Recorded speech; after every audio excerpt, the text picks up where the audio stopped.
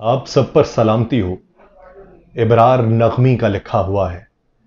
کس سے کیا مانگوں جہاں میں، کوئی کیا دے گا مجھے. جو بھی دے گا کم زیادہ وہ خدا دے گا مجھے.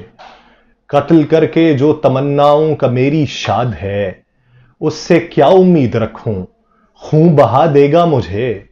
وہ مسیحا جس کے دامن پر لہو کے داغ ہیں، زہر قاتل صورت آب بقا دے گا مجھے. لمحہ ترک تعلق یہ کبھی سوچا نہ تھا، زندگی بھر تنہا رہنے کی سزا دے گا مجھے. دیکھتا ہے آسماں تپتا ہوا پربت کے اب، سبز خلعت پانی برسا کر خدا دے گا مجھے. ناظرین، میں ہوں یاسر رشید اور آپ میرا ولاگ دیکھ رہے ہیں. ناظرین، نفسا نفسی کے اس ماحول میں، حبس کی اس دنیا میں، کیا کوئی بہتری کے امکانات روشن ہو سکتے ہیں جس کا ڈھنڈورا ہم آئے روز پیٹتے ہیں؟ اگر تیل کی قیمت میں اضافہ ہوتا ہے، اشیاء خورنوش کی قیمتوں میں اضافہ ہو جاتا ہے. اگر ڈالر کی قیمت بڑھتی ہے تو ہمیں ریڑھی باندھ بھی یہ بتاتا ہے کہ ڈالر کی قیمت بڑھ چکی، جس کے باعث پھلوں کی قیمت اضافے کے ساتھ آپ کو دستیاب ہوگی. لیکن ڈالر کی قیمت نیچے آ جائے، اشیاء خورنوش کی قیمتوں میں کمی واقع نہیں ہوتی. پیٹرول کی قیمت نیچے آ جائے، کرایوں کی قیمت میں کمی واقع نہیں ہوتی. یہ ایسا گورکھ دھندا ہے جو دنیا بھر کے ممالک میں صرف آپ کو پاکستان میں دیکھنے کو ملے گا. یہ سیف ہیون جن کے لیے تھی، ابھی بھی ان کے لیے سیف ہیون ہے. ہاں، ان کا کلا کما کرنے کے لیے نگراں حکومت نے اقدامات اٹھائے، لیکن اس میں اسٹیبلشمنٹ کا بہت بڑا کردار تھا کہ ایک بہت بڑے طبقے کو بے نقاب کرنا، ان کے خلاف کریک ڈاؤن کرنا. لیکن مگر مچھوں کی اس دنیا میں کہ جہاں پر کروڑوں اربوں ڈالرز کا کاروبار ہوتا ہے، وہاں پر کس حد تک روک تھام، یہ لگام جو کھینچی گئی ہے کس حد تک کھینچی گئی ہے، ایک بہت بڑا کوشچن مارک ہے. پاکستان کی سیاست، مکروہ چہرے اپنے چہروں کے اوپر نقاب در نقاب ڈالے ہوئے ہوتے ہیں، اور یہ نقاب جب آپ ایک ہٹا دیں تو آپ کو مختلف شکل دکھائی دیتی. آپ کبھی اندازہ نہیں لگا سکتے کہ ایک شکل کے اوپر کتنے نقاب طے در طے چڑھے ہوئے ہیں. ایک نقاب کو ہٹانا ہے تو آپ کو کوئی حریف دکھائی دے گا، دوسرا نقاب ہٹائیں گے تو آپ کو کوئی حلیف دکھائی دے گا، تیسرا نقاب آپ ہٹائیں گے تو آپ کو بہروپیہ دکھائی دے گا، چوتھا نقاب آپ ہٹائیں گے تو آپ کو لگے گا کہ یہی بہتر شخص ہے اور یہی ہمارا مسیحا ہے. لیکن اس کھال کے اندر کون سا بھیڑیا چھپا ہے، آپ اس کا ادراک نہیں کر سکتے. پاکستان مسلم لیگ نون کا MKM پاکستان کے ساتھ اتحاد ہو چکا ہے.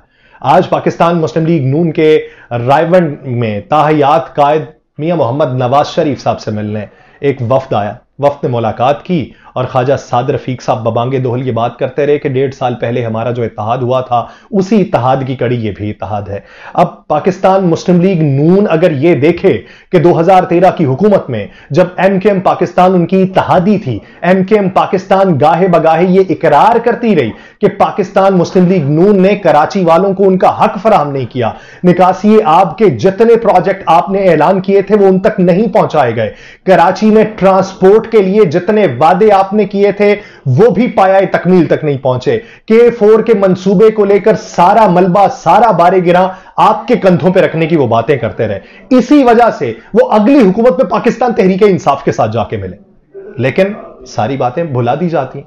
اتحاد بنتا دکھائی دے، منظر نامہ بنتا دکھائی دے، تخت آپ کو دکھائی دے تو آپ تختے کی زندگی کو بھول جاتے ہیں. آپ کو پھر دن میں خواب دکھائی دینے لگتے ہیں، آپ کو پھر وہ سہانی تمام کہانیاں دکھائی دینے لگتی ہیں جس کے رومانوی کردار آپ ہوتے ہیں. لیکن حقیقت میں وہ گھسے پٹے دعوے، سڑکوں کی سیاست، قبروں کی سیاست، آل اولاد کی سیاست، کبھی زبان کی سیاست، کبھی فساد کی سیاست، یہ سبھی کا شیوارہ ہے. آج زبان کچھ اور ہوگی، کل کو کچھ اور ہوگی. کل اچھائی کا پرچار کرتے دکھائی دیں گے اور آج برائی کے اوپر بزد دکھائی دیں گے. پاکستان کے اندر پاکستان پیپلز پارٹی پاکستان مسلم لیگ نون سے بڑی خائف رہی، لیکن انہی کے ساتھ اتحاد ہوا. پاکستان مسلم لیگ نون ان کو مائی باپ دکھائی دیتے رہے. پاکستان پیپلز پارٹی والے جب اتحاد بنا کے نئی حکومت کو قیام عمل میں لانا تھا، سبھی باتیں سب ٹھیک دکھائی دیتی ہیں. یہ دور گزرے ہیں تو آپ کو دکھائی دینا شروع ہو گیا کہ بلاول بھٹو زرداری نے جو دنیا کی سیر کی ہے وہ صرف اپنے مقاصد کے تحت کی ہے. حالانکہ ماضی قریب میں آپ یہ کہتے تھے کہ پاکستان کی بہتری، معیشت کی بحالی، دیوالیہ پن سے بچاؤ کے لیے یہ تمام دور ہیں. ابھی آپ کو لگتا ہے کہ انہوں نے تمام وزارتوں کے اوپر عیاشی کی تھی جس کی وجہ سے اب وہ ہم سے علیحدگی اختیار کر کے ایک اور اتحاد بنانا چاہتے ہیں. پاکستان مسلم لیگ نون نے وہ بیج بویا تھا جس کی فصل اب پاکستان پیپلز پارٹی کاٹے گی، لیکن اچھی کاٹے گی. وہ نفرت کا بیج جو پاکستان مسلم لیگ نون بونا چاہتی تھی اس کی فصل اچھی کٹنے والی. یہ سیاست کے اندر ہی ہوتا ہے. عام زندگی کے اندر آپ جب نفرت کے بیج بوتے ہیں تو آپ کو اس کی فصل کانٹے دار کاٹنا پڑتی ہے. پاکستان پیپلز پارٹی کے اگینسٹ پاکستان مسلم لیگ نون نے سب سے پہلے رابطہ کیا تھا MKM پاکستان سے حکومت جانے کے فوری بعد. پھر رابطہ کیا گیا تھا گرینڈ ڈیموکریٹک الائنس سے، پیر پگاڑا صاحب والی پوری پارٹی سے. اس کے علاوہ رابطہ کیا گیا جمعیت علماء اسلام فے سے، اور انہوں نے رفتہ رفتہ پاکستان پیپلز پارٹی کے اگینسٹ وہاں پہ نیکسس بنانے کی کوشش کی. اسی کوشش کے مد مقابل پاکستان پیپلز پارٹی پنجاب کا رخ کر گئی اور پنجاب کے اندر انہوں نے اپنی نظریں جما لی. IPP کے ساتھ ان کا اتحاد اس وجہ سے نہیں ہو سکتا کہ IPP کو یہ لگتا ہے کہ پاکستان تحریک انصاف کی نشستیں ہی ہمارے کام آئیں گی، لیکن PTI میں اب سلیکٹیبلز یا الیکٹیبلز ان دونوں کے نظریات کے اوپر غور ہو رہا ہے. ایک عام کارکن، ایک عام ووٹر، وہ اپنا پلڑا، اپنا وزن کس طرف کو رکھتا ہے، یہ بنیادی سوال ہے. ہم سے زیادہ ہم جو تجزیہ کار بنے پھرتے ہیں، یہ بڑے بڑے اینکر پرسنز، یہ بڑے بڑے سیاستدان، اس سے زیادہ سیاسی اور ذہنی بلوغت ایک عام فرد کی پاکستان میں ہو چکی ہے. ایک وہ وقت تھا کہ لوگ ہم سے پوچھا کرتے تھے کہ پاکستان کا کیا بنے گا، اور ایک یہ وقت ہے کہ لوگ ہمیں یہ بتاتے ہیں کہ یہ پاکستان کا بن چکا ہے. یہ سیاسی اور ذہنی بلوغت کے ساتھ ہمیں آگے بڑھنا ہے، جدت پسندی کے تحت آگے چلنا ہے. لیکن ہم روایتی سیاست کرنا چاہتے ہیں.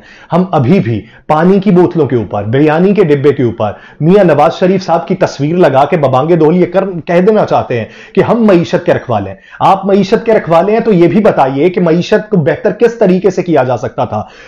18 مہینے حکومت آپ کی رہی، پاکستان کا بیڑا غرق کیا آپ نے. ڈالر کی قیمت میں اضافہ ہوا آپ کے دور حکومت میں، پیٹرول کی قیمت بڑھی آپ کے دور حکومت میں، اشیاء خورنوش کی قیمت بڑھی آپ کے دور حکومت میں، خط غربت سے نیچے زندگی گزارنے والوں کی تعداد میں 30 لاکھ اضافہ ہوا آپ کے دور حکومت میں، لاکھوں کی تعداد میں پاکستان سے بیرون ملک منتقل ہونے والے قطار در قطار پاسپورٹ آفیسز کے چکر لگاتے رہے آپ کے دور حکومت میں، غیر مستحکم پوزیشن رہی آپ کے دور حکومت میں. اور اب اگر آپ بیٹھ کے یہ کہہ دیں کہ پاکستان تحریک انصاف کو الیکشن میں حصہ لینا چاہیے، اب اگر آپ بیٹھ کے یہ کہہ دیں کہ ہم نہیں چاہتے کہ کسی کے اوپر پابندی لگے، اب آپ بیٹھ کے یہ کہہ دیں کہ ہم چاہتے ہیں لیول پلینگ فیلڈ ہونی چاہیے، اور آپ ابھی بھی 8 بچوں کے بعد آپ کو عشق حقیقی نہیں ملا، اور آپ یہی کہتے ہیں کہ ہمیں تو کسی دور میں لیول پلینگ فیلڈ نہیں ملی، آپ کو تو کسی اور کی فیلڈ لیول کر کے فراہم کی گئی بارہ.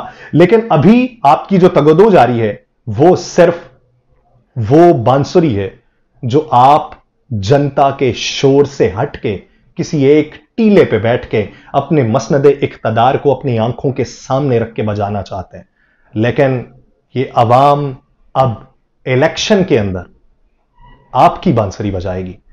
وہ کون سا سر نکالتی ہے اور وہ سر کس کی سماعتوں کو راس آتا ہے، اس کے لیے وقت کا انتظار ہے. مجھے دیجیے اجازت، اللہ نے کے بعد.